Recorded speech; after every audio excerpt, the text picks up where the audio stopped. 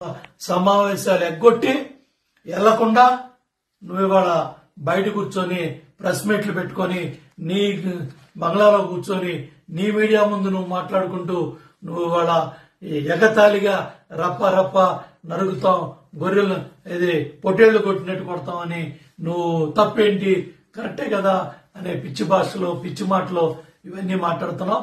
ఇవన్నీ కూడా ప్రజలు అసహించుకుంటా ఉన్నారు. నువ్వు ఎన్ని రప్పారప్పాలు ఎన్ని పొట్టేళ్లన్నా కూడా నేను నమ్మటానికి ఏ కార్యకర్త సిద్ధంగా లేడు, నీ నాయకులే సిద్ధంగా లేరు. దుకాణం సర్దేసుకునే రోజులు దగ్గరికి వచ్చాయి, రోత పత్రిక మూతపడే రోజులు కూడా దగ్గరికి వచ్చాయి. డెఫినెట్ గా రాబోయే రోజుల్లో ప్రజలు ఆ 11 సీట్లు కూడా లేకుండా సింగిల్ డిజిట్ కే పరిమితం చేసే రోజులు ఉన్నాయి.